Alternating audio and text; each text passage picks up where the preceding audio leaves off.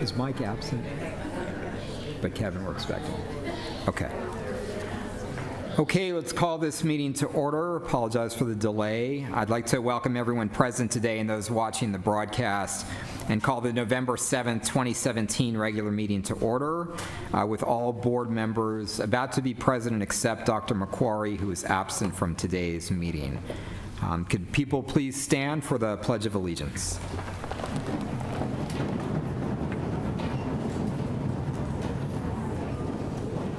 Ready, begin. I pledge allegiance to the flag of the United States of America and to the republic for which it stands, one nation, under God, indivisible, with liberty and justice for all. Thank you.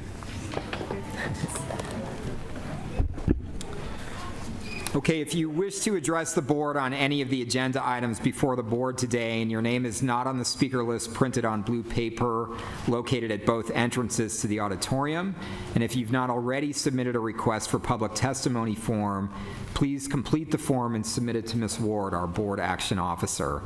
Speakers on agenda items will be called on to speak during the discussion of the agenda item. Once discussion begins on an item, no additional public speaker requests will be accepted. Our bylaws provide that public testimony on agenda items is limited to a maximum of 20 minutes per consent and/or action item, allowing for a maximum of 10 minutes per opposing viewpoint. Public testimony speakers are limited to a maximum of 3 minutes per speaker, and depending on the total number of speaker requests received by the board on an item, the time may be reduced to 2 or 1 minute each. The time limit for speakers on today's agenda items will be announced at each item. Okay, can we get a motion to adopt today's agenda? So moved. Thank you. Please vote. Okay. We'll now move on to non-agenda public testimony. Today's meeting of the Board of Education is a business meeting of the Board of Trustees that is conducted in public, and board members will not engage in a dialogue with members of the audience. The opportunities for members of the public to provide input to the board on non-agenda matters and items on the agenda is through the submittal of a timely public testimony request. The time periods for speakers on each item are set by the board as described in the board's bylaws and will be announced to the members of the public as each agenda item comes up for discussion by the board. Testimony on non-agenda items is limited to a maximum of 15 minutes per topic. Public testimony speakers are limited to a maximum of 3 minutes per speaker, and depending upon the total number of speaker requests received, the time may be reduced to 2 or 1 minute each. If an issue needs further attention, the board may refer the matter to the superintendent for review and/or investigation. Today, each non-agenda, and these are both non-agenda that you just handed. Each non-agenda speaker will have 3 minutes. Please remember, no deferral of time is allowed. The board asks that the speakers focus their comments on the issues and not on individuals. Non-agenda public testimony is for only those topics not on today's agenda. If your topic is on the agenda, you will be called on to speak when we get to that subject matter item. When you begin speaking, the green light will come on, a yellow light when you have 1 minute left, and when your time is up, the red light will appear and a bell will ring. The lights are located directly in front of the podium on the dais next to Ms. Ward. Please finish your sentence when your time is up. We will now hear public testimony on non-agenda items. We have 3 speakers. Citizen, Brittany Toth, and looks like Dr. Ann Robinson. Election reform discussions behind closed doors is blocking citizens from a fair, open process. Richard Barrera cut out the superintendent, but is using district staff and resources. For over a year, citizens have requested term limits and area elections. Barrera has opposed and fought every effort to bring that forward. Barrera has decided for all the city of San Diego to stall any votes until 2020, instead of a charter amendment in 2018. Barrera has also decided that 16-year-olds should vote in school elections. And that's what he's pushing for.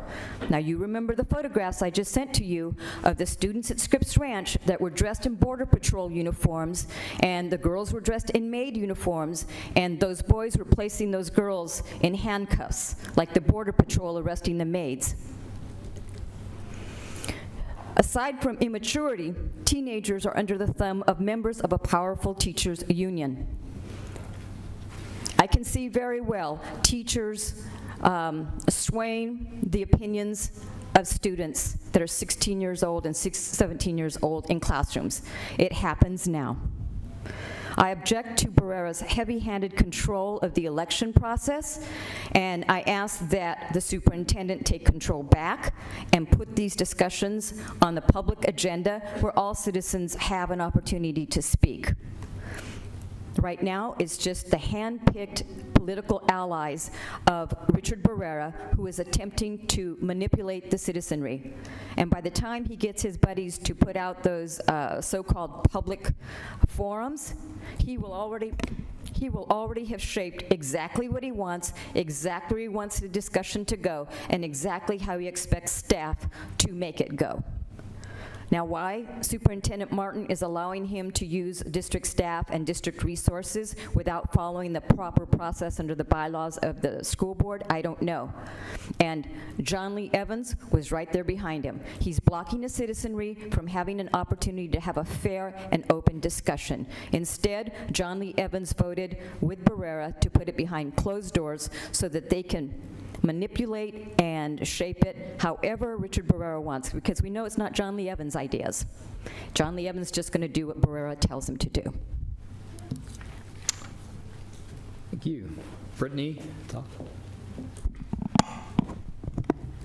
Hello, my name is Brittany Toth. I'm a representative from Senator Joel Anderson's office. This is his last term, and I'm here to invite you all to his final holiday legislative open house that is going to be held Tuesday, December 12th from 6 to 8 p.m.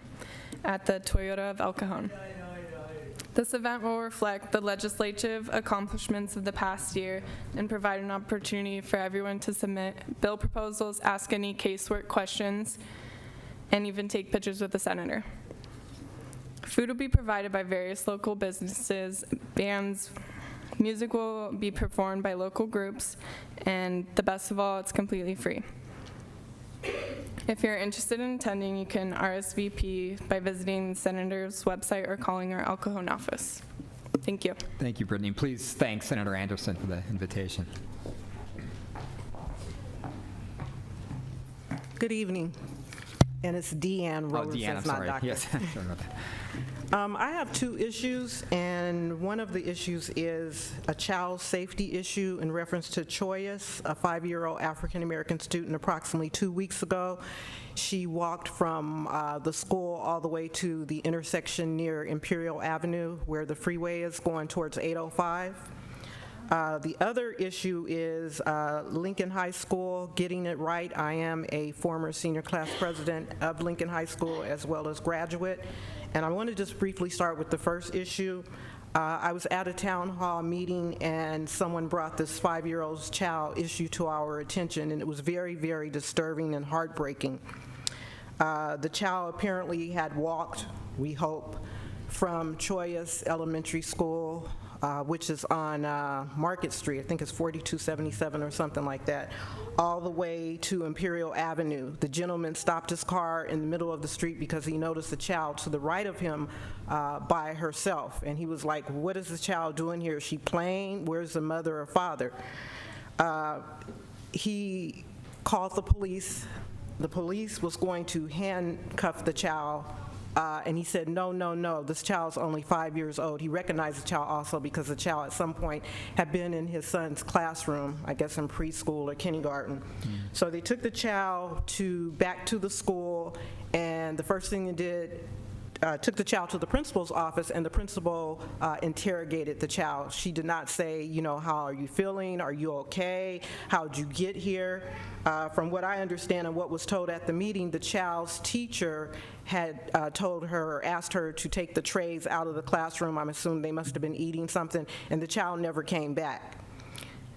So that's the story that we got, and it's alarming and it's disturbing for a 5-year child or any child in any school, regardless of who they are, what ethnic, culture, et cetera they are, to be by a freeway and just walk off an elementary school. Where's security at? So I was alarmed, as well as everyone else at that meeting was alarmed, and we would like some answers. The next issue that I have is, as I mentioned, Lincoln High School, getting it right. When will we get Abraham Lincoln High School right? As I mentioned, I attended the meeting, the town hall meeting a couple of weeks ago. Data was shared, graduation, et cetera, et cetera. These are the same problems with African American students when I attended Lincoln High School 41 years ago, and I'm alarmed and I'm frightened.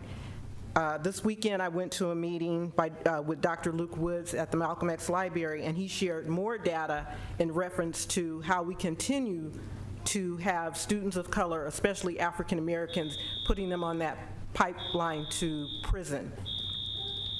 Does that mean I You stop? can just complete your sentence, yeah, or your thought. And I'm disturbed and I'm alarmed. So I want to ask Cindy Martin, why aren't you meeting with the African American educators and the community? Why are we getting false data as far as graduation rate for African American males in particular, as well as African American students? Enough is enough. We want to see our students graduate like the majority of students, as well as we want to see funding across the board for all students, just not the majority.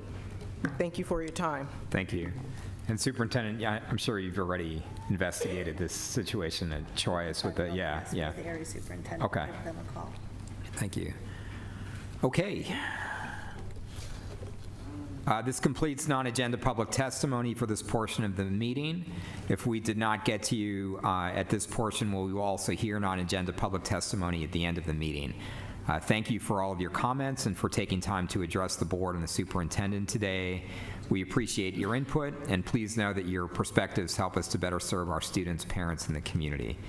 We will now move to item E1. This is the action on renewal of charter petition for KIPP Adelante Preparatory Academy. Superintendent.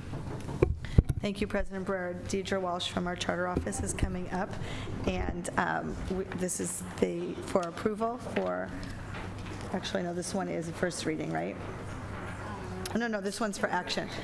Sorry, go ahead. And I'd also like you to introduce our newest member for our charter office. It's nice to have you up here on the dais tonight.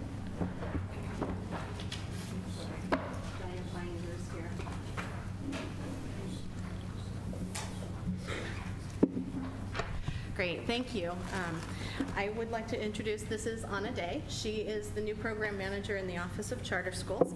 So you will be seeing her face up here. It will be either of us or both of us presenting items in the future. So we'd like to welcome her and Welcome. hope to see her up here. Thank you. Okay. So item E1 is the action on the renewal of the charter petition for KIPP Adelante. Staff is recommending that the board grant the renewal of the school to serve grades 5 through 8 for a 5-year term beginning July 1, 2018 and ending June 30, 2023, with the following clarifications regarding the academic calendar, SELPA affiliation, additional assurances, employee return rights, dispute resolution, insurance, and oversight. I would like to note that we have sent these clarifications to the school, and they have agreed to them prior to this meeting, so they are aware of them. The public hearing to consider the level of support for KIPP occurred on October 3rd, 2017. We've added a new section in the write-up that is responsive to the last board meeting where the board members requested additional information. So we have highlighted that section for you. As mentioned, KIPP serves grades 5 through 8. It's located on a non-district site at 1475 6th Avenue, which is in the attendance boundaries of Washington Elementary, Roosevelt Middle, and San Diego High. In the 16-17 school year, about 95.8% of their enrollment was made up of San Diego Unified resident students, consisting primarily of students that would have otherwise attended the schools identified in Table 1. So you can see there the schools where the students are primarily coming from. We do have some academic information in there, but we'll skip over that until we get to the academic section. We just wanted to highlight that those are new tables that were included. KIPP's charter petition was initially approved in March 2003, and since that time it's been renewed twice. After that, pages 3 through 5 detail the clarifications to the charter that we requested from the school. Next is an overview of KIPP, followed by the academic analysis. We have listed the 8 different academic renewal criteria for you, and tables 8 through 13 show older API data, CASP data, comparison, and map data for KIPP. And the tables reflect that KIPP met at least 5 of the academic renewal criterias. We've included in tables 14 and 15 KIPP's enrollment by ethnicity and designated subgroups. You can see they serve a very high percentage of Hispanic or Latino students and a very high percentage of socioeconomically disadvantaged students. That is their primary student groups, their target groups. We've also included a summary of the annual update and the LCAP that KIPP submitted. Their current and anticipated or projected enrollment is included at Table 18. We do note that the enrollment numbers may be overly optimistic. Since the 15-16 school year, KIPP has had an overall decrease in enrollment of approximately 13%. So we do note that based on that trend, in future years, the school may not be able to meet or maintain the projected enrollment of 360 students. And then we were notified this week that KIPP plans to submit a new charter petition for a second school to serve grades K through 4. We also did a review of the finances, and the school does meet all reserve requirements and is considered fiscally solvent. And then we've attached the dashboard printouts as well for the school. Okay, great. Thank you, Deidre. Can we get a motion on this item, and then we've got several speakers, and then we can have discussion? Do we have a motion? Okay, and move staff recommendation. And second. Okay. I'm going to call up the speakers on the item. We've got several speakers who've signed up, so we'll limit comments to 1 minute per person. Astrid Enciso, Susana Trujillo, Salvador Gudino, Emelyn Cortez, Max Gonzalez, Stan Gonzalez, Monique McKeon, Elizabeth Sibaha, and what do I do with the? And Michelle Torres. Please come forward.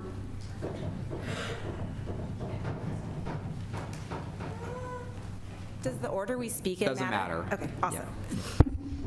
Hello, my name is Monique McEwen, and I have the honor of working alongside the families and staff who are here tonight to support KIPP Adelante. I want to share something that happened this morning, as I feel it is representative of what our school community stands for. This morning, I checked Facebook and saw a screenshot from one of our alumni. On that screenshot were 4 to 5 pending Cal State and UC applications. The caption read, "Can't wait to click submit." I immediately smiled from ear to ear. This student was Maria Tech-Poyotl, who's with us this evening. She was a member of the class of 2022. At our school, our cohorts of students are named for the year they will graduate from college. One of the unique things about KIPP Adelante is that we make a commitment to our families that once our KIPPsters are part of our team and family, we will support them at Adelante as they're exploring high schools and filling out applications, and everything else along the path that leads to them applying for, matriculating to college. Thank I'll you.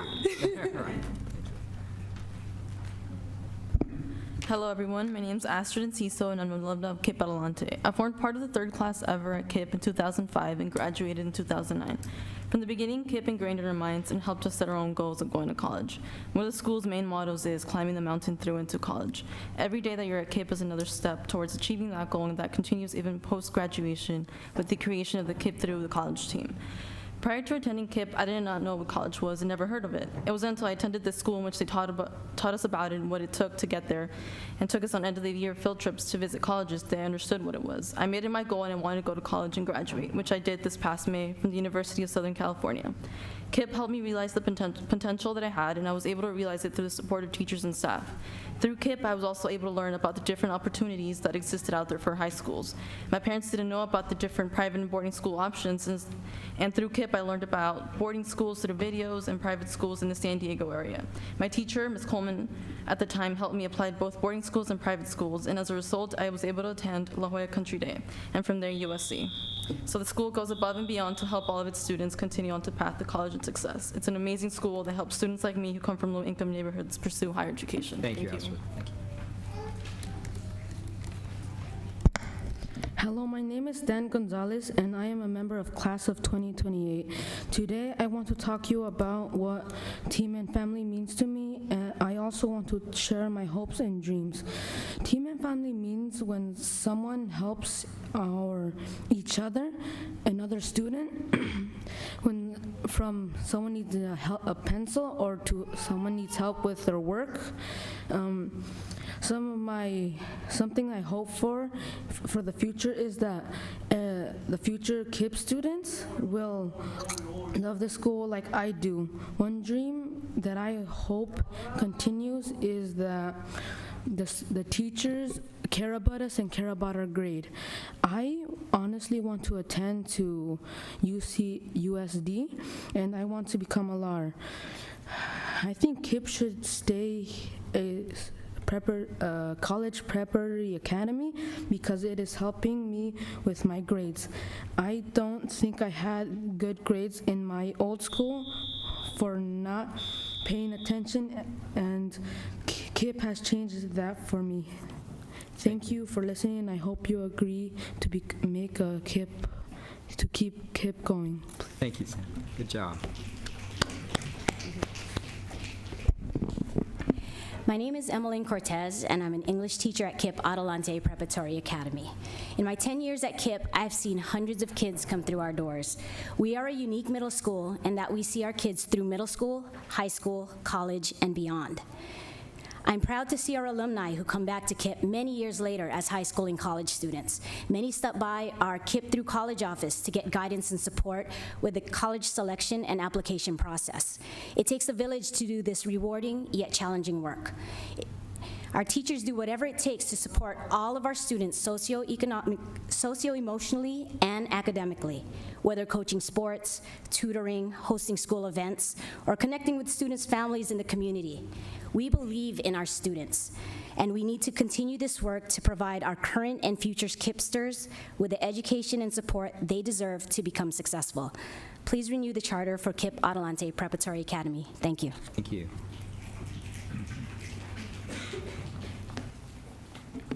Hello, my name is Michelle Torres. I'm a 5th grade teacher at KIPP Adelante Preparatory Academy. I've been part of the KIPP family for the past 3 years. I started working as a teacher through Teach for America here in San Diego and was placed at this wonderful school site. As a first-year teacher, I was able to grow as an educator through the excellent coaching that this school has provided.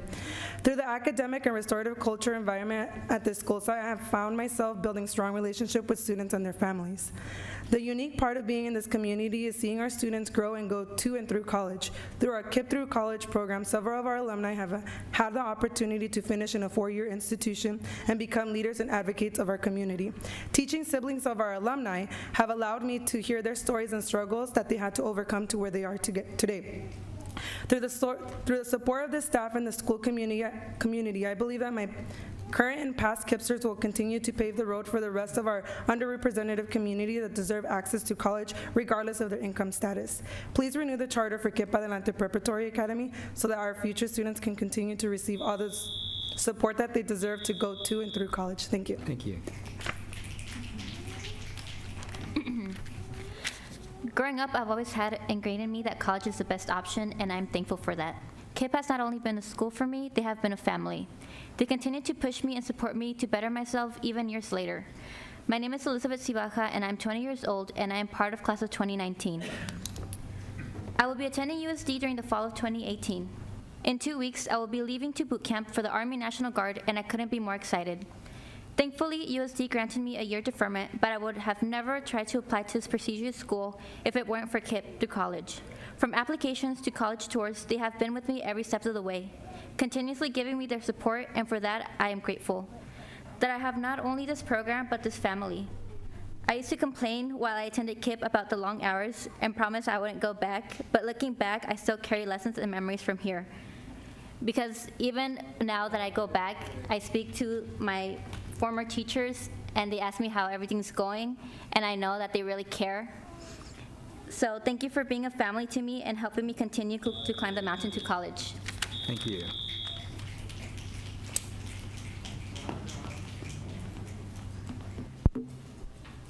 Hi, my name is Susana Trujillo. I have 2 kids at KIPP. KIPP Adelante Preparatory Academy is a great school. One of the best decisions I have made as a parent was to enroll my children in a charter school. My children are excited to learn and eager to attend every day. Teachers make school fun for children. Class sizes are small and comfortable and promote good learning habits. The staff at KIPP are professional and easy, accessible, and always willing to speak to parents at any time, and they address any issue immediately. I'm happy to have my kids at KIPP. Thank you. Spider-Man is going to get on the mic there.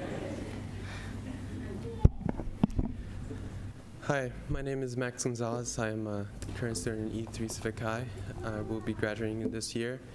And I just would like to tell you the huge blessing this KIPP Adelante has been for me. I remember growing up in elementary school thinking how I grew up in an environment where my parents would say, you should go to college, you should like go and do more of what we have done. And in reality, to me, having a stepsister that dropped out of high school in her junior year, I was very discouraged. I thought that how can I actually do this? And one day my aunt told me she recommended KIPP Adelante to my mom, in which then I enrolled. And just the environment that KIPP Adelante has gives the students, because they have homeroom classes where they associate with colleges, and they just keep on giving the ideas of thinking big, being nice, and being just college ready, to have that picture. And to be honest, I think I would have never thought of applying to UCSD or SCSU with the help of KIPP. And please, it's just a huge blessing in every child's lives that goes to KIPP. Thank you. Thanks, Max. Okay, thank you to the speakers. Board members, do you have questions or comments? Dr. Evans?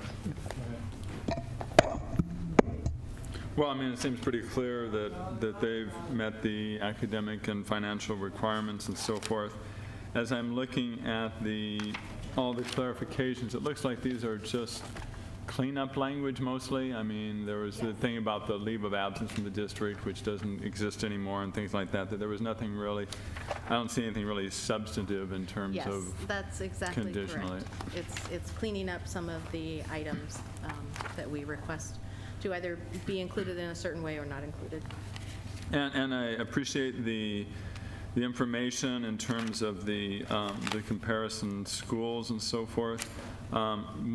This is not related to KIPP so much as much as the schools around, but I noticed that on the SBAC for the English language arts, the highest number of students are coming from the Memorial Prep area, and yet Memorial Prep is doing as well or better than the KIPP students at this point, and then others are lower and some are higher depending on the different schools.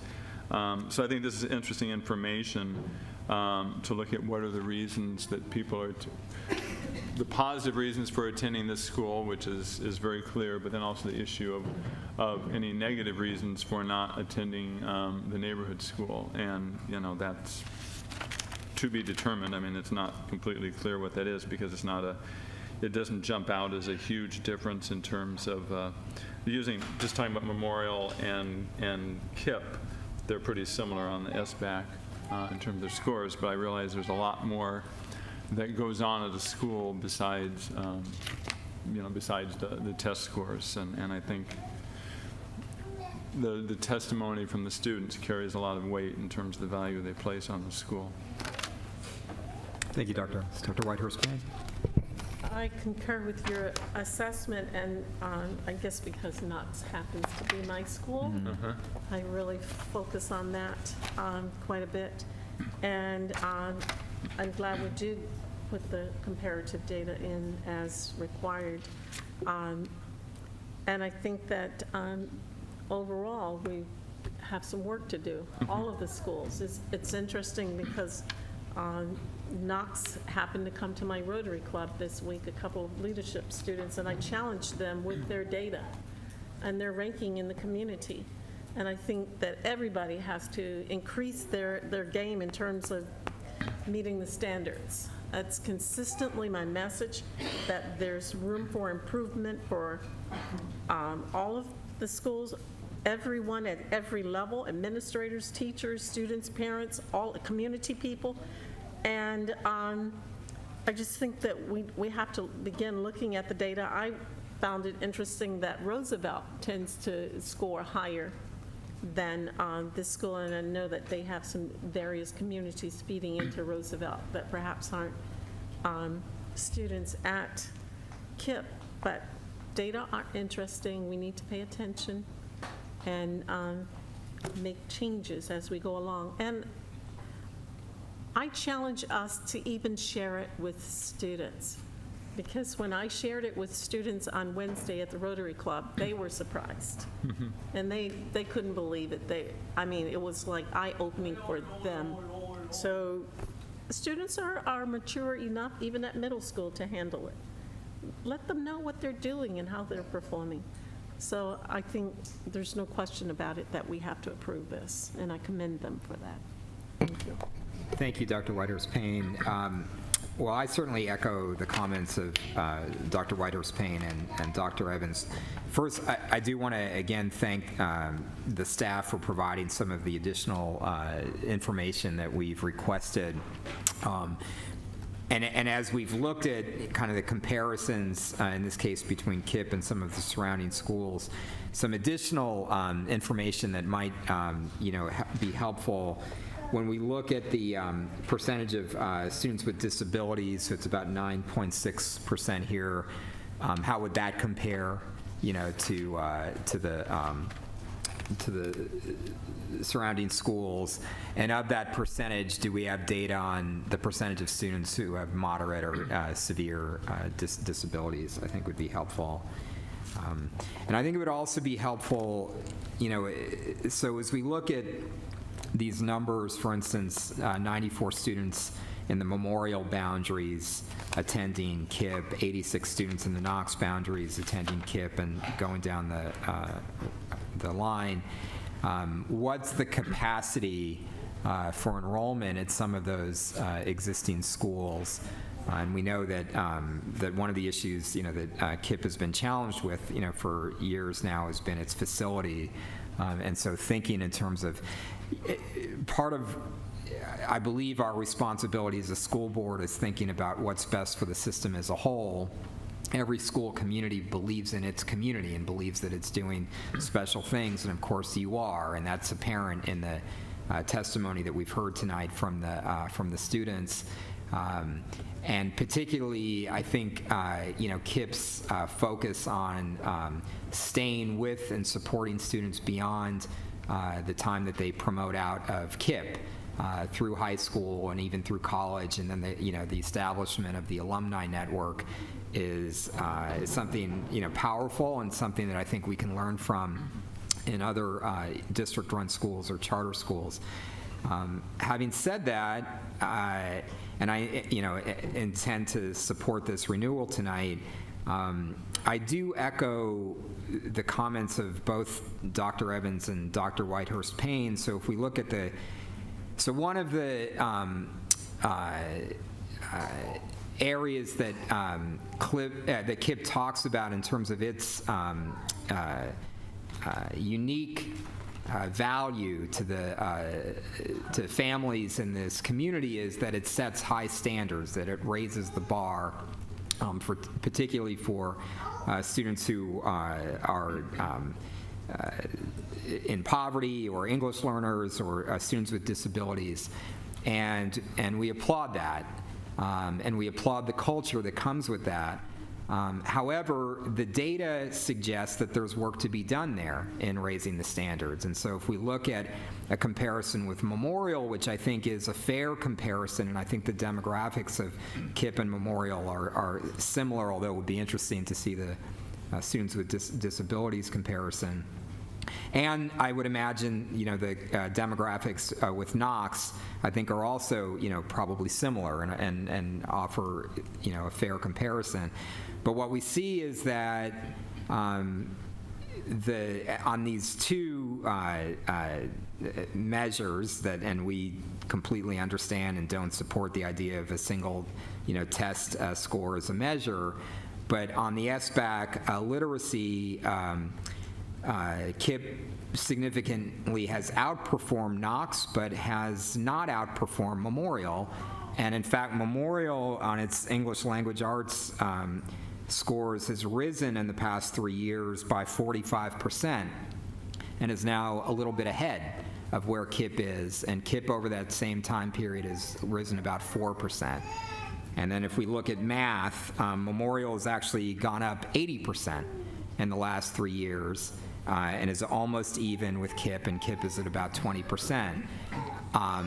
And yet, we see, Knox not making that same progress. And so I think Dr. Whitehurst-Payne's comment is we all need to be challenged by these numbers. And in particular, these three communities, Knox, Memorial, and KIPP, need to be challenged.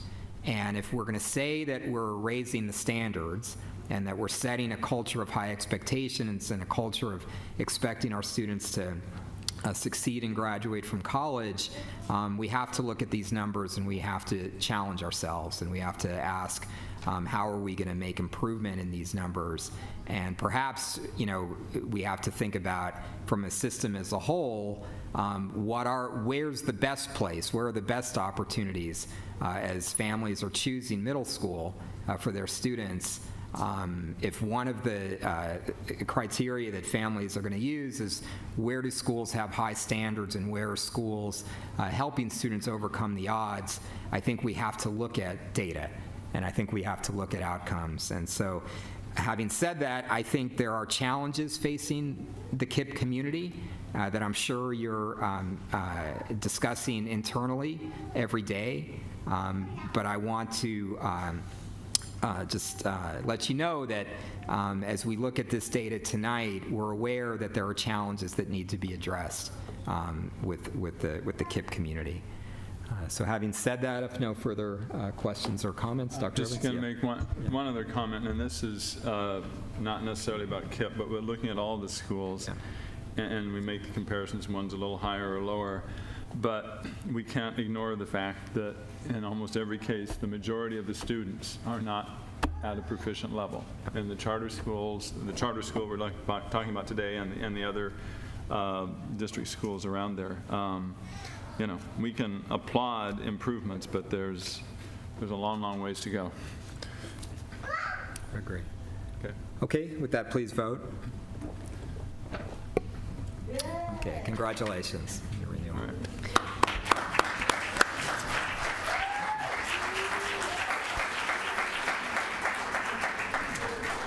President Breyer, before Yes. you go to the next item, I just want to make sure, Deidre, were you clear on additional information that he was asking for special education and? Capacity, enrollment other schools. capacity in existing schools. So continuing information that we're going to be adding to our reports as we go further. Yes, thank you. And Those have actually, for future board items, have already been included into the template, if you will. Great. This one had a very quick turnaround Sure. for us, and so we were trying to gather as much as we could and get it in there, but future ones, we have And the already feedback's included. important for us to hear from you. Are we hitting the tone in terms of what you're wanting in these items as we build them? So we appreciate the feedback. Thank you. Thank you, thank you. Okay, we will now move to item E2, and this is a public hearing to consider the renewal of the charter petition for the Urban Discovery Academy. Superintendent, do you want to kick us off? Thank you. As you said, it's a public hearing, first reading for the Urban Discovery Academy. And want to wait till the room gets clear? Okay, yes. Great, thank you. So E2 is the public hearing to consider renewal of the charter petition for Urban Discovery Academy. The school is seeking a renewal of its charter for a 5-year term beginning July 1, 2018 and ending June 30, 2023. The school is operated by the nonprofit Public Benefit Corporation of the same name. And again, this public hearing is to consider the level of support for the school. We have included a table that provides a summary of Urban's charter petitions and terms. So they were initially approved in 2008. They did have a renewal petition, and then in 2016 did a revision to their charter to add high school grades.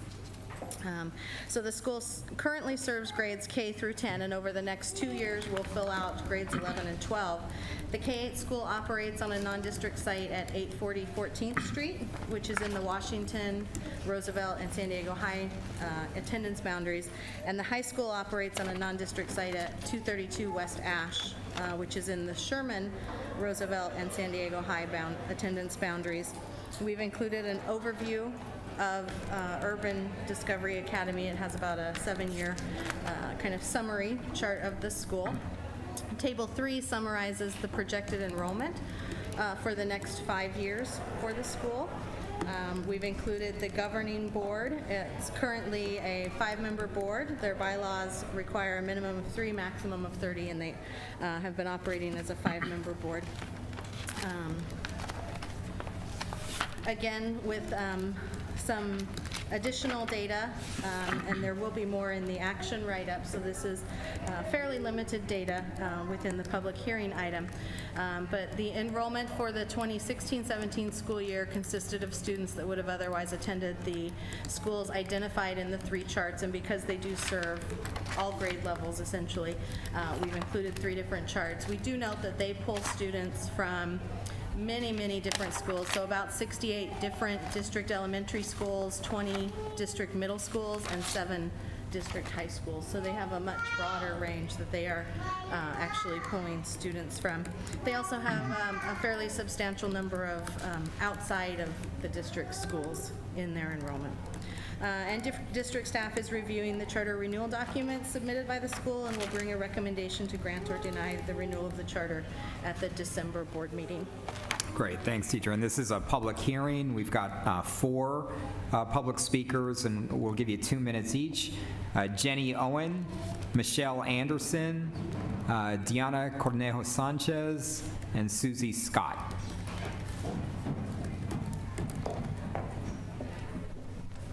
Pardon the squirmy child. Good evening, Superintendent Martin, President Barrera, and the Board of Trustees. UDA IDA, as you know, has been around since 2008, and it's serving the purpose of creating creative, empathetic, and socially responsible students who will solve real-world problems.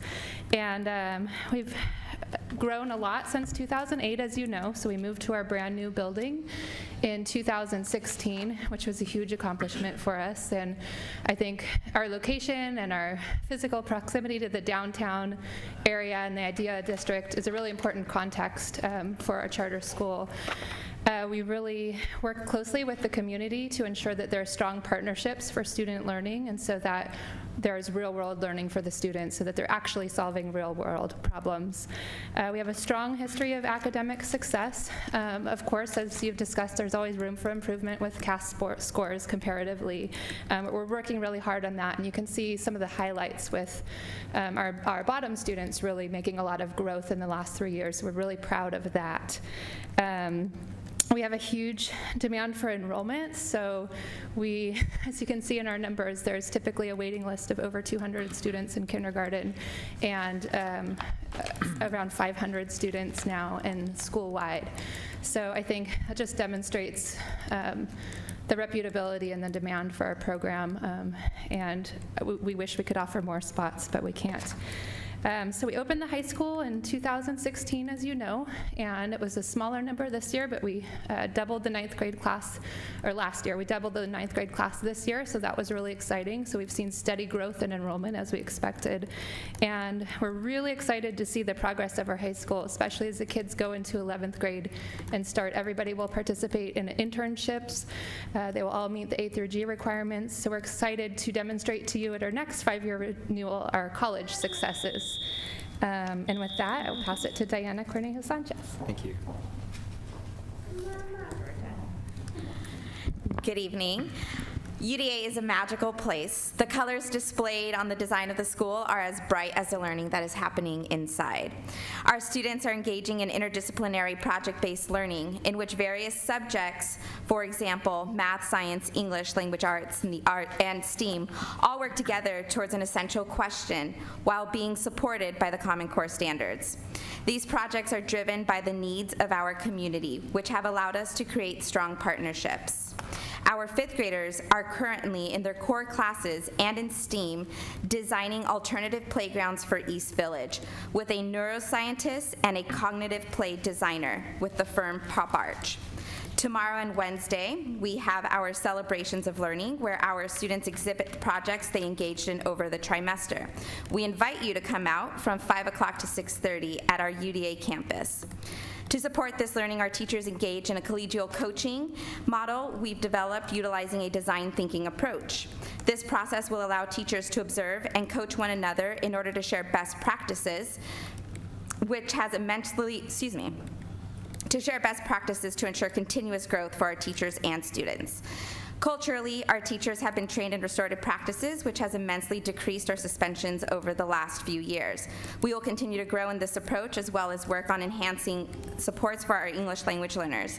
We are excited to continue our alignment process across the grade levels and subject areas through the support of our instructional leadership team, who look at data consistently to identify strengths and areas for growth.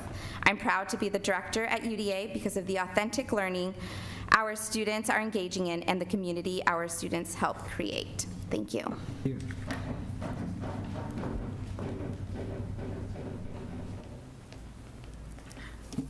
Good evening, Michelle Anderson, California Charter Schools Association.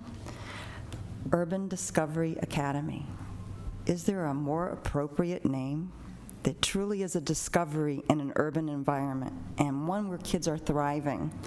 It started out as this little school that could, and it has grown to include a high school that now people are finding solace in an area in downtown where they can thrive and grow, potentially having internship opportunities. I'm loving hearing that. And we like what we see in regards to their academics.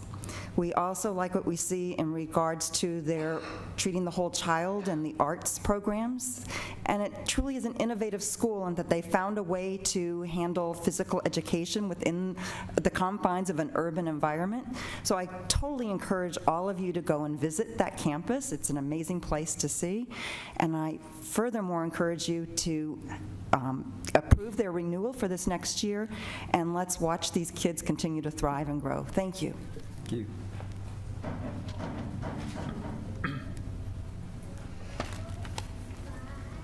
Hello, my name is Susie Scott. I am a mother of a 4th grader that is attending UDA. I am a new parent. We left North County specifically to find a great school for my son. We left a traditional California distinguished school that was just not meeting our needs. We didn't feel like our son was being noticed. He was neither at the top or at the bottom, and I just really wanted the right fit for my son. And I'm so thankful that San Diego offers so many choices for parents. I have a son that has specific needs, and I did my research. I found some great charter schools, and I was thrilled to be waitlisted and then chosen in the lottery for UDA. It takes 2 seconds when you visit the school to realize how welcoming it is. And coming from a very privileged area, you would think I'm used to that. It was night and day. UDA, I felt welcomed. As a parent, I felt welcome. I felt like my child was looked at in the eyes and was cared for. We've only been there a few short months, and one of the first comments my son made when I was anxiously asking, "Did you meet any friends today?" He said, "Oh, Mom, one of the kids said he was already my friend." There's a culture of kindness. I care about academics, but when my son can't concentrate on academics because of bullying going on and other social issues, to me, that mars his whole experience. And UDA is in the midst of downtown with some grittiness and things that he's never been exposed to. So, you know, he's experiencing a diversity of people, experiences, and it's made a profound impact on our family.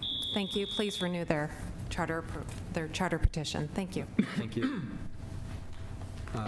Board members, do you have questions or comments on this public hearing? Dr. White? I just remember having visited this school and the creative solutions they were coming up with, the PE, the rooftop, and it is a very lively and engaging school, very unique for its population. And it's nice to have something right downtown. As we have gone up with all the high-rise buildings, we've got to have something there too for those students. You live down there, right? I do, very close to the school. Dr. Evans? Yeah, actually, this isn't really about urban discovery. It's what we're talking about in terms of information that's being provided. And so I was looking at, which will come next time for this school, and I was looking back at with KIPP, and you have the dashboard information, and then there's a lot of does not apply. Why are certain categories not filled in on here?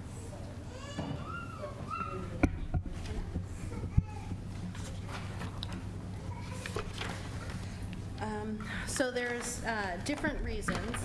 Some of them, like if we look at KIPP, we'll see there's a lot of the NAs are things that have not been established yet within the dashboard. Like for instance, the chronic absenteeism, that metric hasn't been established by the state yet. They're working on that, and so in the 18-19 year is when we should see that metric coming online. Okay, so it's not the school didn't provide it, it's just not. No, it's the state catching up.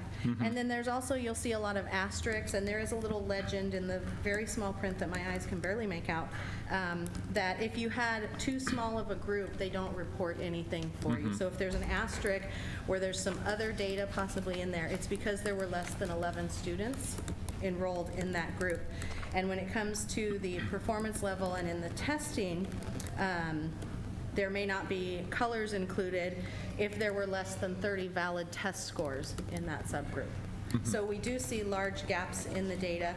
There's also the second page within the dashboard, which is the equity report, kind of easily lays out. There's the state indicators, which are the first 5, and then there's the local indicators, which are not being reported on yet by charter schools. So there won't be anything in this year's reporting for the local indicators, only the state ones that are already online.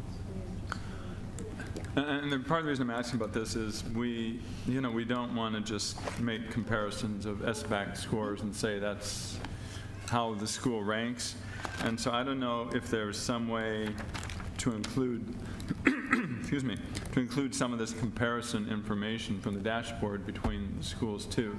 I don't know if you necessarily, to publish 5 other dashboards for all the other schools in the area, but in particular areas. I mean, one I see here is English learner progress, and that should be very important, especially depending on the number of English language learners there are at a school, which wouldn't necessarily show up yet in the English language arts. If you have a lot of English language learners, the English language arts is going to be bad. But are the students progressing in terms of English language learning and being reclassified and so forth? and some of the other things too with suspension rates and anything else that we could see. I mean, I know there's limited factors, but it would still be good, because we're trying to take a look at all of the schools in the area and where are we weak and where are we strong, and I think that would be helpful too when we look at Urban Discovery Academy to have some of that information. So thank you. Great. No further board comments. We close the public hearing. Thanks again. Thank you. Welcome aboard. Okay, we will now move to item E3, and this is our Prop S&Z board updates, our construction bond project plan, and our resolution in the matter of approving revised propositions S and Z, the revised plans.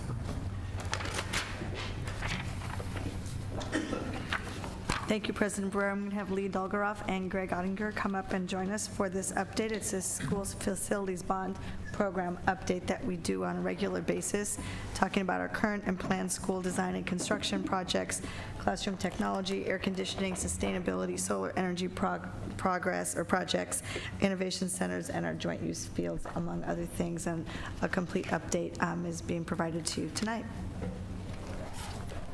Thank you very much. Thank you. And to kick it off, this is an example of long-term efforts that take years to starting with bond sales that end up with learning environments for our students. So the projects that you're seeing and hearing about, as you know, years and years of efforts. And then as we think about moving forward, which I'll talk about in a little bit, how today's actions impact learners in years to come. So I'm going to turn it over to Lee for the majority of the update. Thanks, Greg. Good afternoon, President Barrera, members of the board, Superintendent Martin. This is an update on the progress and financial status of our bond programs, as well as looking ahead to the facilities projects that we're planning for the next couple years, designing spaces to support our academic programs into the future. I've included some pictures of the status of projects that are currently underway, including the photo of Ocean Discovery Living Lab that's under construction. This lab is going to open in February. It's an example of a 21st century learning space that's worthy of our students. We have, today we're about 30% of the way through our entire program to renovate schools. We've got a lot of work ahead. 122 major projects have now been completed, including 54 new classroom buildings and 25 CCTE facilities. We've got 35 air conditioning projects underway right now and 20 major facilities projects underway, and including this 10 classroom building over at Innovations Middle School. And you can see the progress of construction just from January to October. And this new building will support STEM curriculum and a full conversion of an old elementary school into a 21st century middle school. In terms of classroom technology, we're working very closely in collaboration with Torrin Allen and the entire IT department. They're great people to work with, and together we're advancing education and technology at a large scale with 5,400 classrooms upgraded, access to student devices for every student, Wi-Fi, Promethean boards, and each year we're updating the student devices and now replacing older devices with Chromebooks. Backing up all that technology is technology infrastructure. So we've got a fairly significant wired and wireless network that we're maintaining and upgrading continuously, and this is very essential to keeping all the data flowing. Data Center 2 is complete and operational, which gives us that mission-critical redundancy that we didn't have in the past. We're maximizing E-rate funds in executing this work. Innovation centers provide new and specialized online learning opportunities and personalized services to help students recover credit they need to graduate. And we've completed 4 innovation centers at Morris, Crawford, Lincoln, and Hoover, and San Diego High is scheduled to open this January. We've got, I mentioned earlier, we have a lot of air conditioning projects underway. Our 2,000 hottest classrooms obviously finished in 66 schools, and right now we're doing we're upgrading the education support spaces in Climate Zone 3, as well as beginning the Phase 2 of construction, which includes 3,084 more classrooms at 64 schools, all the way to the schools in the coastal region. And these are pretty big projects. They include full electrical upgrades, structural upgrades, new transformers, switchgear, wiring, and all the work is performed after school and on the weekends and during holiday breaks. In 2016, late 2016, we issued a series of, can you believe I forgot to turn my phone off? We completed a series of design-build contracts that were awarded in late 2016 for photovoltaic systems. And this summer, we finished 8 schools that are listed there. And most of these projects are either on carport or ground-mounted installations. And you can see this is Zamorano right here. We've already started the design of the second phase of the program, which will be another 8 to 12 schools that start in early 2018. And together, these 2 phases will provide 10.5 million kilowatt hours annually, which brings our total production up to 15 megawatts, 15 million kilowatt hours per year, which you know because you saw and approved our climate action plan on October 24th. And this is only the beginning. Based on that plan, we've got a phase 3 now that's in design, and with 14 to 16 more schools, producing another 5 megawatts annually. That construction starts in late 2018. In terms of field projects, back in 2014, you asked us to develop a plan to improve and accelerate the playgrounds, and our preferred approach was partnering with the City of San Diego to develop joint use fields and maximize public access after school and on weekends. We have 79 joint use fields that comprise over 280 acres currently, and we're working with Parks and Recreation to develop 45 new schools. We've got a number of school projects recently opened. Projects like CPMA are under construction. We've got on deck, we've got Horton, Coverly, and Gage coming up in early 2018. In terms of charter school projects that are funded by the pro rata share of Prop Z, you can see the slide summarizes all the projects that we've been designing and constructing for charter schools. We've expended $51.3 million on district charter schools. And we thought that this was an appropriate time to circle back to the last board meeting where we spent significant time talking about MURE, and it's a matter of this is a multi-year process. MURE is an example of the district utilizing these funds to ensure that we have even tighter coupling between instruction and construction. And so MURE is an example of something that wasn't necessarily on the original, it's not that it wasn't on the original list, but it was not situated on the upgrade list where it was. However, the community responded, the district saw a need, and so we, as a district, decided to move MURE higher on that list, and so that it's not a matter of being set in the way as what it is just set. If there's a demand, if there's a need, we're being responsive and hearing that. And so we've also rolled out the new education specifications, which is a step to ensure that all of the contractors, all of the folks that are working directly on the construction have the same set of specifications so that we can interrupt the narrative that certain areas in the city have certain types of construction that go in versus other areas. The specifications are the same, and they should be the same. Not to say that buildings will be exactly the same, but the specifications, the quality, all of those pieces. So that's a part of having those ed specifications out there. So thank you for that. In terms of stakeholder engagement, we believe that participation from parents, students, teachers, staff, and community members help facilitate design and development process and improve the quality of our projects. And this is some of the most challenging and rewarding work, is bringing groups of people, stakeholders together to discuss changes to improve their neighborhood schools. And in fact, we've got one of these tomorrow night at Spreckles planned. So lots of work going on in this area. In terms of emerging business outreach, we've had tremendous success this year. For calendar year 2017, our EBE participation is over 50% now. If you look at our 2017 goals on this chart to local market capacity, in all the classifications, you see we set the goals very, very high, very ambitious, and we exceeded all our goals. In fact, we more than doubled DVBE market capacity. In our minority-owned business category, we achieved more than 5 times market capacity and 10 times market capacity in women-owned business. And Karen and Alma really have done a fantastic job in this area. And one of the ways that we were able to achieve it was micro projects, these are projects that are tailored for emerging small businesses. We awarded 22 projects totaling almost $200,000 to certified small businesses. We also hosted our 7th annual Business Outreach Expo. They just keep getting bigger every year, and this year was a great success. It's a great networking event for emerging businesses to learn about business-to-business opportunities, and also hosted other local public agencies at the event.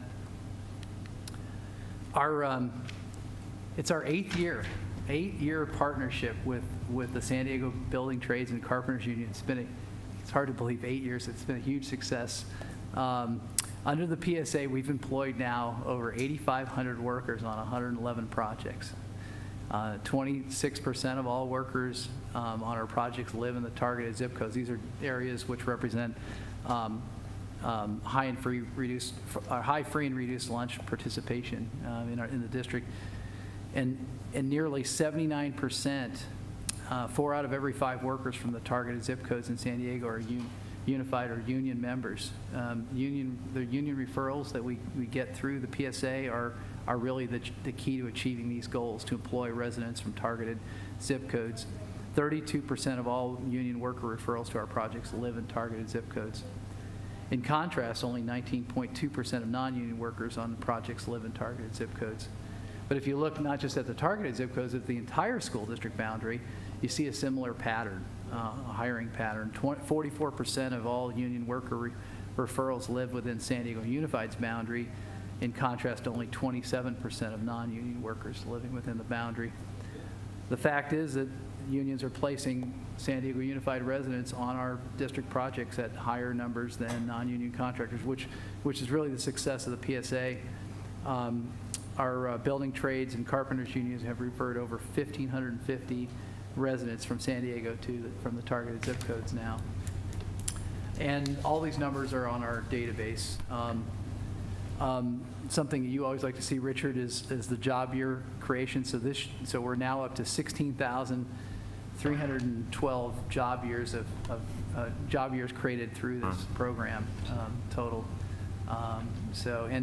These projects are, one of the concerns was, what about, is it fair and open to all contractors? And the majority of the general contractors winning these bids are non-union contractors. So all sectors of the industry are benefiting from the capital program.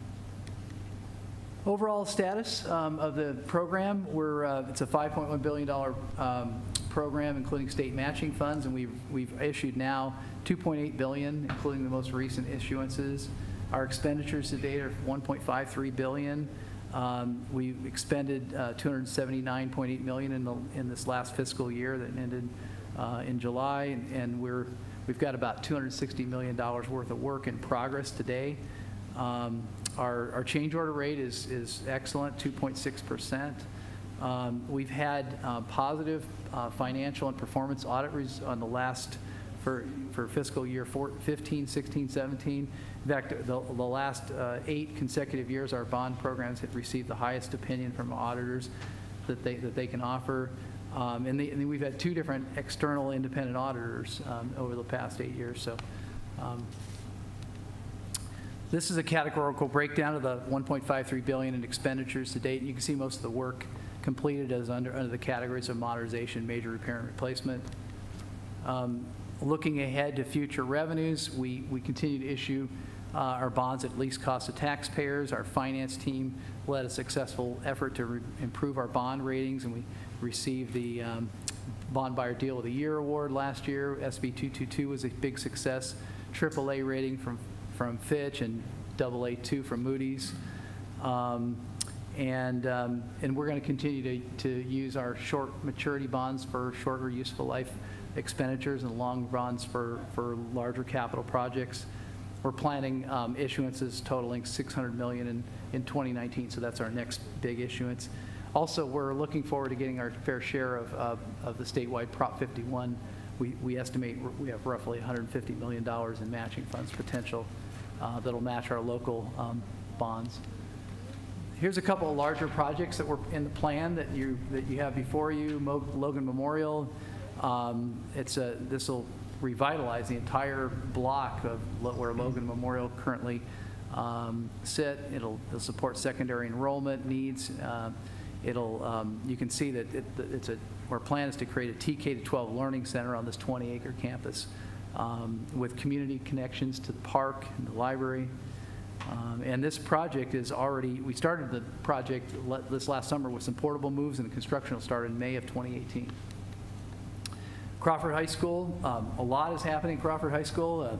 We completed air conditioning last year, and exterior paint and signage was completed in August of 2016. The Innovation Center opened last year. This summer, we did a renovation of the existing permanent classroom buildings 300 through 600, and the food service areas. The new stadium and track and field opened on October 20th. We had a huge success, and we've got more to come. The final phase of modernization construction will start in 2019, including upgrading the gymnasium, restroom upgrades, a CCTE facility upgrade, auto shop area, and a new 3-story classroom building, administrative building, with a performing arts theater that will replace the aging performing arts theater and a new parking lot. And this new building has the collaborative learning spaces that Greg mentioned earlier in the presentation. Hoover High School, similar significant project planned with a new 3-story building and a new performing arts center planned. At Central and Wilson, we're going to rebuild the entire Wilson campus. We started the demolition and grading on the Wilson side already, and the first phase of construction on Wilson starts in May as well. So a lot going on. Big month. I'm sorry, it starts in February 2018. We started in May for the demolition. And then moving on to our committees, we facilitate the Prop S&Z Citizens Oversight Committee, who you're going to hear from in just a minute. David Akers is in the audience there, and as well as the Charter School Facilities Advisory Committee. Both committees are happy to report are functioning well, and this is a picture of the ICOC visit to the new classroom building, the Grant K-8 building. This is a beautiful building, by the way. Oh, thank you. It turned out really nice. And this is another, this rendering on this, we're looking forward in the plan. This is a rendering of the Mann Middle School building that's under construction right now for their whole site modernization. And looking at the overall plan, so we provide you with a plan that actually details our entire bond program moving forward. Now, it's obviously hard to predict those last issuances of S, but the plan is for the last issuance to occur in 2031. So we actually have about 14 more years of Prop S. The plan includes the board and superintendent priorities that we've discussed, such as air conditioning, classroom technology, CCTE, sustainability. If you look at the plan on attachment 1, you'll see any of the changes that occurred since your last approval, which was in June, are in bold font. And we're going to continue to maximize the E-rate and state matching funds.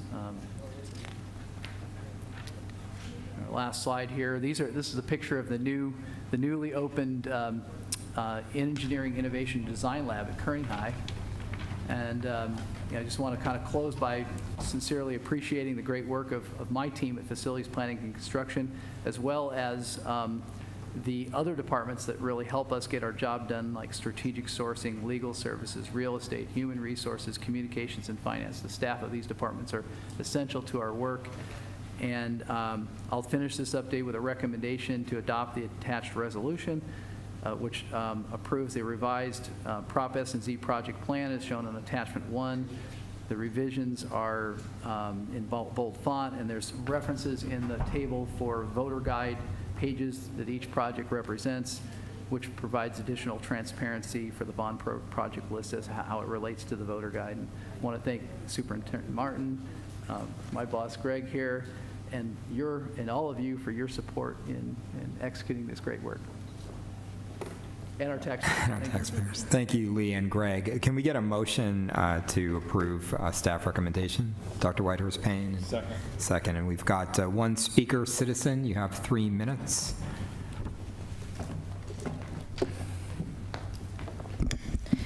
Failure of the superintendent to budget sufficient money to maintain school facilities means that Prop S and Z money is being used for basic district maintenance.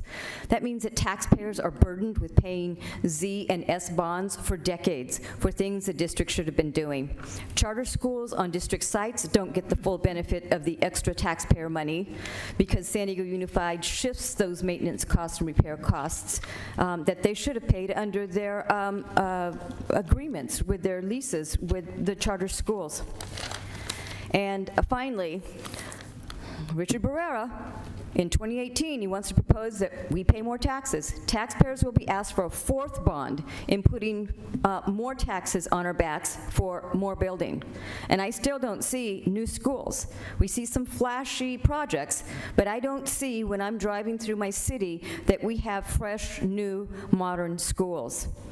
And Barrera, he wants to ask for more money. He's quick to do that. In 2018, I promise you, he'll have an agenda to get more money out of taxpayers and burden the people of this city.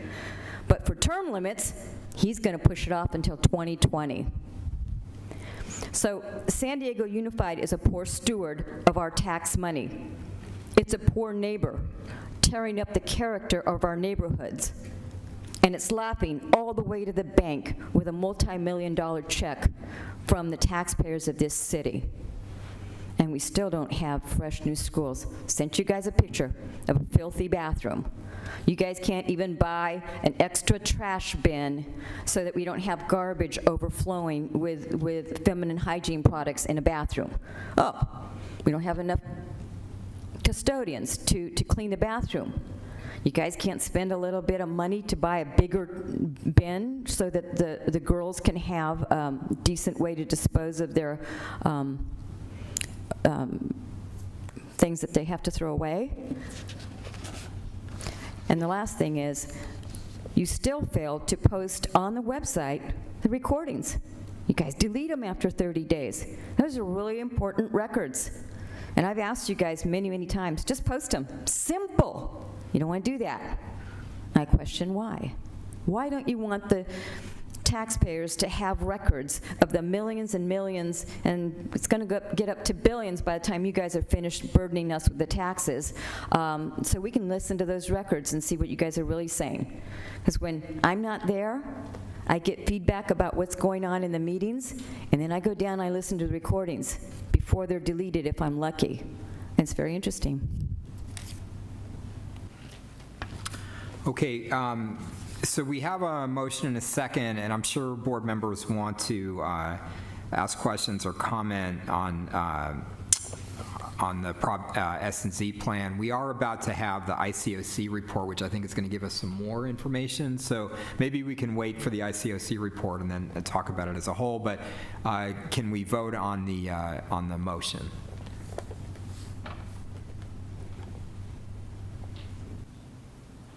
Oh, you want to have discussion before voting on the motion? That's fine. Dr. Whitehurst-Payne, did you have thoughts? I just wanted to make a couple of comments. Yeah. Well, maybe it doesn't relate to that part of it. I can vote on that piece of it. Okay, whichever you're more comfortable with, yeah. I'm fine with the plan. Okay. Because I have some other things. Sure, yeah, I think. Good, okay, the plan passes 3-0, thanks. And so why don't we move to item E4, I believe, which is our ICOC update. And maybe Lee and Greg, you could remain on the podium, and then we can, yeah, that'd be great. And Mr. Akers, you're here tonight as the chair of the ICOC to present the item. Thank you for being here, and thank you for your service. You're welcome. Good evening, President Barrera, Superintendent Martin, and other members of the board. My first inclination is to just say amen to everything Lee said. We do have a very active board.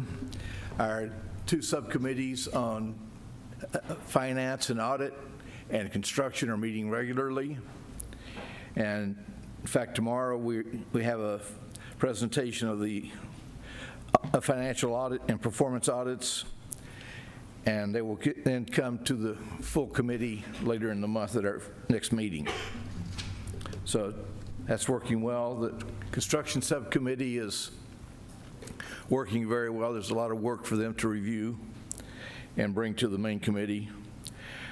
Our overall change order rate is 2.6%, which is very low compared to industry standards. And the current active projects is 1.4%. Wow. And this is due primarily to a very good quality control system in developing the project plans and specifications.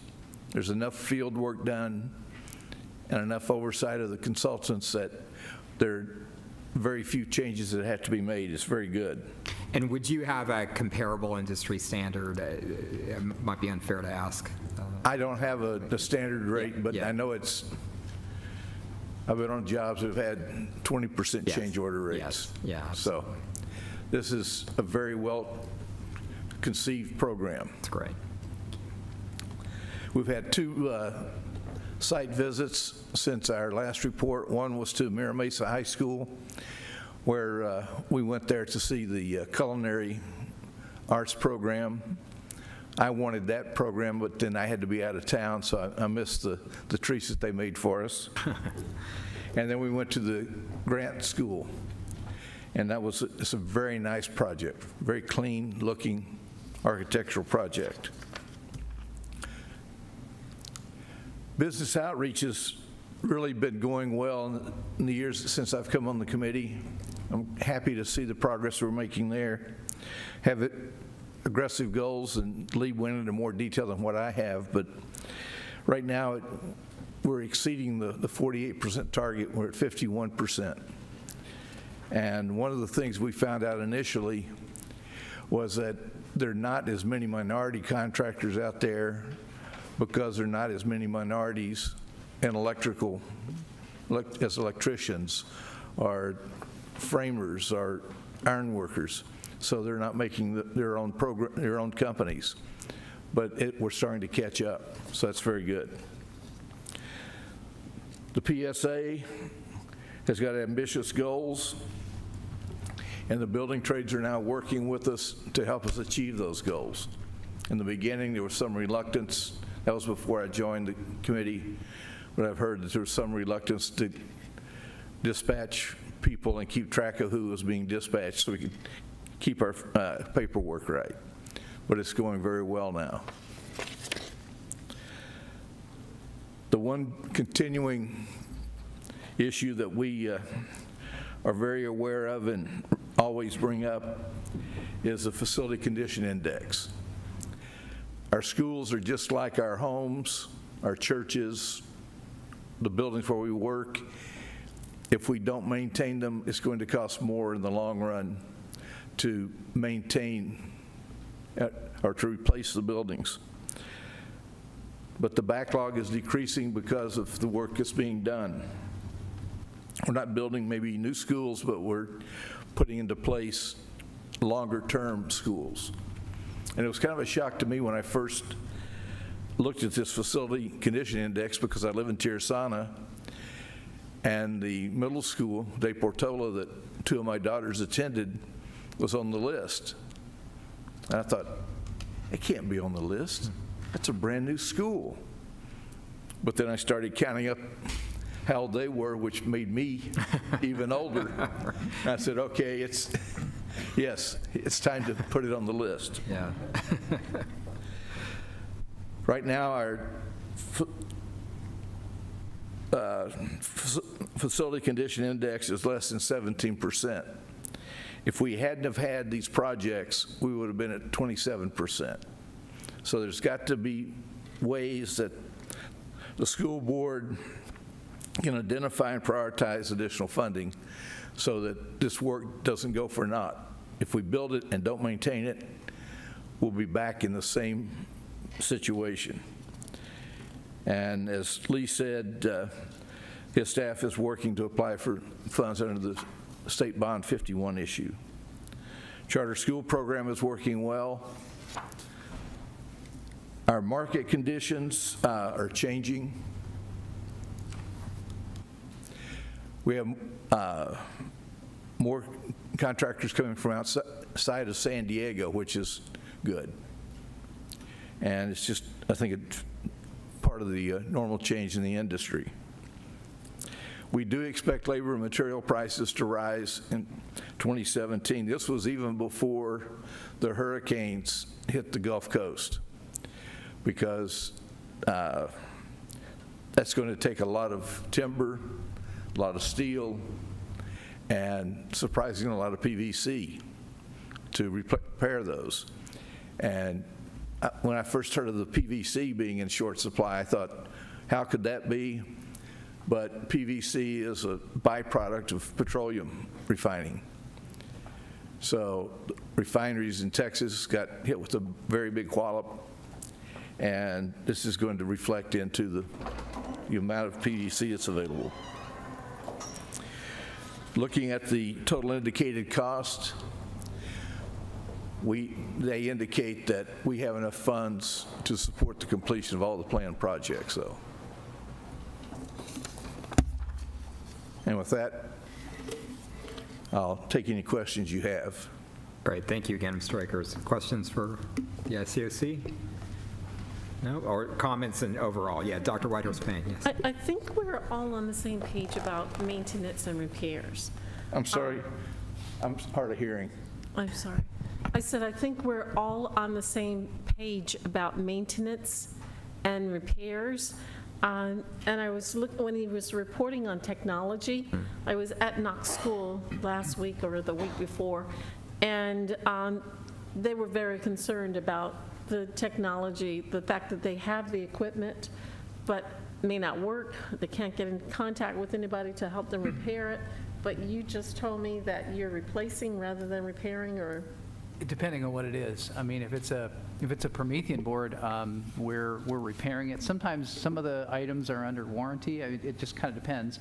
The student devices are relatively, now with Chromebooks, relatively inexpensive. So unless it's a minor defect, if it's a major catastrophic, we're actually finding it's less expensive to buy spares and have spares handy so that sites need them. We can easily bring them. We can either swap them out, and we have a plan, and Greg and I worked on this plan earlier this year, where we'd have spares available so that with Torrent to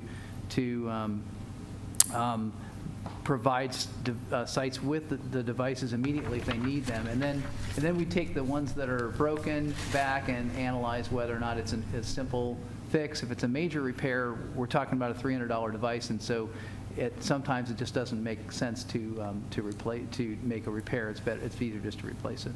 Well, I don't think the schools realized that they could get them swapped out or something because they were very frustrated. I'll reach out to Knox I'll talk to Heather and see if I make sure that she understands the process. So there's certainly the facilities piece, and there's the refresh, and this board is committed to a 5-year refresh on the devices. There are also some operational pieces that we're working through in terms of looking at the system by which, for example, looking at the system by which tickets are called in, looking at the appropriations of staffing based on where are the needs, and making those shifts operationally within the department. So as you said, we're on the same page, and we're also in a place of hearing Knox and hearing other sites that have been very clear that there are some efficiencies that can be gained, and so there's a lot of fact-finding internally to see what we can do within our means to dream big think big and really look for those efficiencies and look at new ways within the agreements that we have in place. I just think that if we're holding the schools accountable, especially Knox, whatever they want, when they call, I want somebody to run and help them because they need some help. And I don't want us to be the problem with them, with their issues. They just need some help. I know I'm begging for them like I did for Crawford. But It worked. they're on my list now, and you're going to hear about them a lot. In terms of the field projects, is our goal ultimately to have a joint use for all of our schools? Because, I mean, we're at maybe 120, 425. Yeah, for elementary and middle schools, our goal is for all the schools to have a grass playground or, some kind of turf play, not decomposed granite. There are going to be a few schools where the city will not enter, for whatever reason, it doesn't make sense for them to enter into a joint use agreement with us. And so in those cases, we're going to operate and maintain our own field, and they'll get a field irregardless of whether the city's partnering with us or not. But in most cases, we found that we're able to partner with the city, which also helps us maximize the public use of our public space. And it's a kind of a win-win for the school and for the community, because the city helps us pay for the operation of the field and mowing the grass, fertilizing the grass, watering, and so forth. And we provide the upfront capital. And like in the case of Horton, for example, we're actually kind of splitting the fields. The new joint use field is going to be partly on our property and partly on the city-owned land right next door to Horton. So sometimes it's each agreement's a little different. We have an interesting, unique agreement at the Stanley Park, for example, as well. But Horton is a good example of a very unique partnership where the city actually has a grant, so they're bringing some money into the table and providing some land, and then we're commingling our resources for the benefit of the community. But the goal is some kind of a grass field on every, or synthetic turf field on every elementary and middle school campus. For the high schools, joint use isn't a good fit. The city will tell you that. I think that the athletic directors will tell you that, because there's so many after-school sports that just there isn't enough public time, and their facilities are set up. But we do a lot of Civic Center Act use, so a lot of sports clubs and teams use those facilities when there is space. Paradise Hills, that you're working on that too, because I didn't see it on my list a lot. Okay. Yeah, They have some issues that. As far as the field goes? No, the front, Oh, the front of okay. it, and access and so forth. Yeah. Hey. No, it's- Yes. Take care of my schools. Will do. Right, Dr. Evans? Yeah, I was looking at the information they gave us on the PSA, and they've done a good job of keeping track of where the workers are coming from and the difference between the union and the non-union contracts. Something we brought before, and I'm still interested in, I'm not sure exactly how you would collect it, but is to find out how many of the workers are graduates of San Diego Unified. We started this in 2009, so we basically have 8 years, which means, those kids could have been, those young people could have been, in middle school at the time we started, and potentially out working on a project now if they've gone through the various internships and so forth. And I don't know, when they're keeping track of zip codes and so forth, if there's just some way to mark where you graduated from high school, that would be really, really useful information. That's we could certainly ask the trades. We have their addresses because of the certified payroll, but it would be interesting to see if we could get that data as far as exactly what schools. Because you're right, we're seeing a lot of. And we're employing our own former students now. And whether it would be a full survey or some sort of sampling process to find out, just get an estimate of the percentage of, and to be able to sort of extrapolate from that in terms of how many of the jobs that we're providing for the graduates of our schools. But overall, I mean, it's always exciting to hear these reports because they're such great jobs, and this is a big part of making quality schools in every neighborhood. you mentioned about, the joint use, and that's really, we really want our schools to be a center in the neighborhood. And I mentioned before, several years ago, I talked to an elected official who said she would never have, if she had had kids, she wouldn't have sent them to schools in her neighborhood because they were basically, chain link fences. I don't think there was barbed wire, but it was all closed up, and there's, decomposed granite fields, and just not at all appealing, and not at all appealing on a part of the community. And I know, for example, when you said about the high schools in terms of, not necessarily being a joint use, but, I've gone to UC High on a Sunday, and there are people there playing tennis, there are people kicking a soccer ball in the field, they're playing up in the softball fields. There's a group hosting an event in one of the meeting rooms, so it's very much a community gathering place, because, we really want these to be quality schools in the neighborhood as opposed to a school that's just located in a neighborhood. So we have the other issue, which I brought before, and I'm just going to keep emphasizing, is we have these reports, but we need to have a way to get out to all the taxpayers who are contributing $5 billion, all the great things that are going on in these facilities, because people don't see all over the city, and sometimes don't see behind the scenes the great improvements that are going on. And also just information like we're talking about, the effect on the San Diego economy in terms of what this has done in terms of jobs locally. But particularly, we can tie it in with instruction. We are transforming our high schools in terms of preparing students for careers, and this is the way we're doing it. They're very different high schools than before. And whether it's, I was visiting a school this morning on K-3 literacy, and the kids being able to use all these different devices in terms of helping them, read and listen at the same time and work independently. These bonds, and people need to know, because they hear a lot about the poor funding of public education in California and how low we rank, and the constant operational things we're doing, and yet they can see that the money that they have contributed is actually making a difference in the day-to-day functioning of these schools. So we just need to kind of work on how we can get out the word about that. And I know that, we certainly have a lot of publicity and ribbon-cutting ceremonies and all of that, but that doesn't really show what is the total impact across the entire district. So thanks a lot, really good work. Yeah, I just, again, first of all, Mr. Akers, thanks again for all that you do in serving our district, and for your colleagues on the ICOC.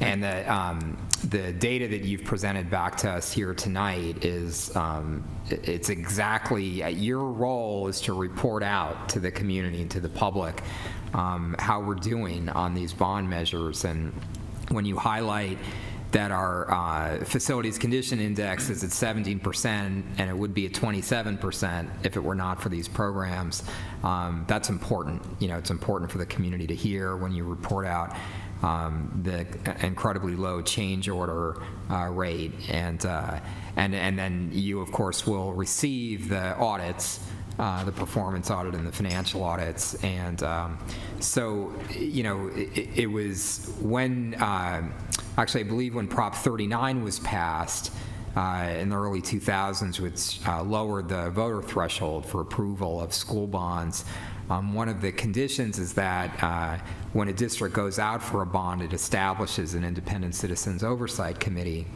to do precisely the work that you're doing, because we know that if we were not having success, you would be reporting that out as well, to the community. But the success is obvious, and I think, as Sharon and John have both talked about, this is something that our entire community can take great pride in. It's a little bit frustrating, to be honest, to see an empty auditorium tonight, and we've certainly had, in the life of these two measures, times when the auditorium has not been empty. And there have been a lot of critics that have come and said, we're not going to be able to do this, and we're not going to be able to do that. And when the steady, excellent work is performed that we've seen for many years now, and that and as a result of that work, those critics are answered. It would be nice every once in a while if one of them would come forward and said, you know what, you guys, you made it work. You did it right. You know, and let's face it, we're in a city that doesn't have a great track record at times of success delivered by public agencies. You know, we seem to be a city that can never do anything about the airport. We can never do anything about keeping a football team in town. We seem to be struggling, you know, right now in dealing with homelessness. But this is an example of when this community comes together and makes a decision to invest in our public schools, we deliver. And this work is extraordinary. We are creating facilities that are worthy of our kids and facilities that are very different from what, you know, past generations grew up with. You know, as Greg talks about and the superintendent talks about, link instruction and construction and make it possible for a student to receive a 21st century education.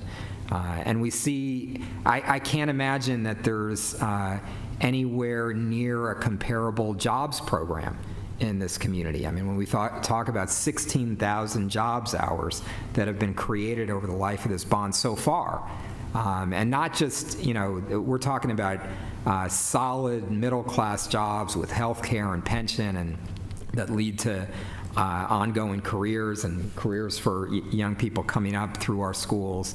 And when we talk about the use of our schools as being opened up to the community in our joint use agreements and the civic center agreements, this is something that San Diegans can be very proud of. And when it comes time, and I believe there will be a time, where the district goes back to voters and says, it's time to keep this program going, it's time to re-up, I think the track record of the work that our staff has done, and I think the track record of the Independent Citizens Oversight Committee playing its role in reporting out to the public how things are going, I think is going to make a difference in people being willing to once again invest in our public schools. So thank you and the ICOC for your service, and of course thank you, Lee Dolderoff and Greg and the entire team and the superintendent for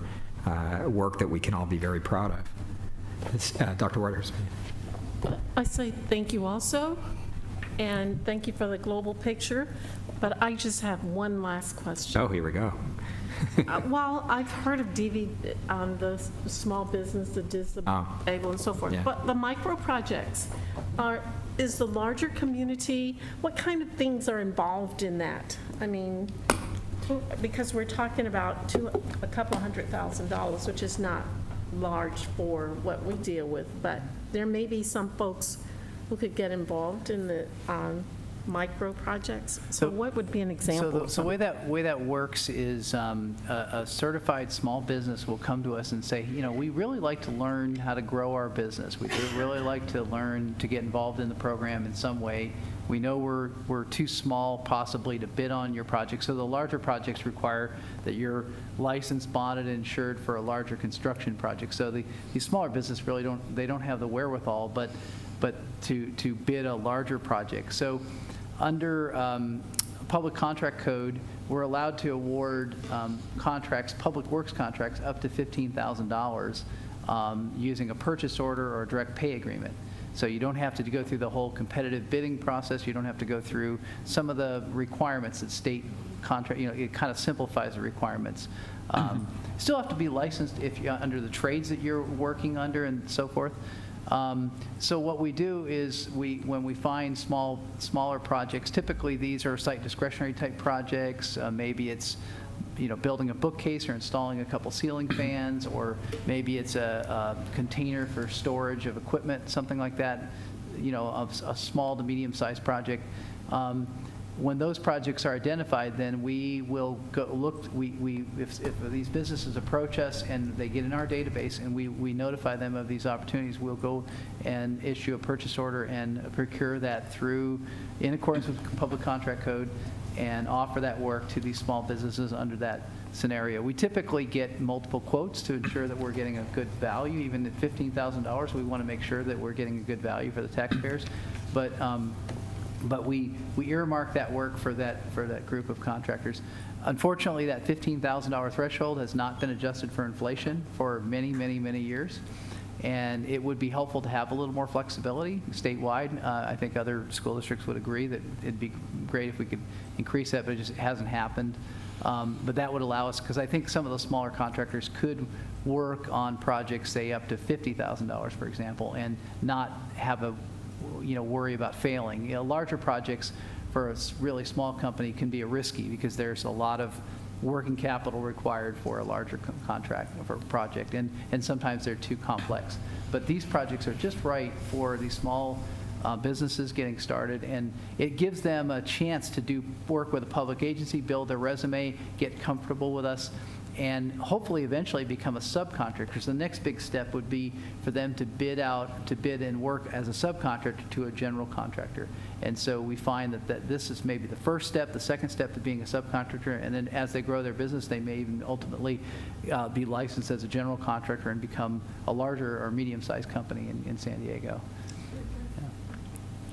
Terrific. Thanks again. Thanks, everybody. Yeah, Mr. Akers. I'd just like to add something to that. Karen and Alma, I don't remember their last names, but they work on the outreach program. Yeah. And when they get one of these packages, they will start calling people up, and they're the ones that have the first contact with the construction program, because they go out, they run the job fairs, and they go everywhere in town to meet contractors. So it's a very open program, and they do a wonderful job. That's great. Thanks again. Thank you. Okay, we will now, can we get a motion on item E5? So moved. Please vote. And I'd like to also extend a special appreciation to Joellen Archer and our earlier speaker for being the final two public guests at our board meeting. do we have any further non-agenda public testimony? We do not. We are adjourned. Thank you.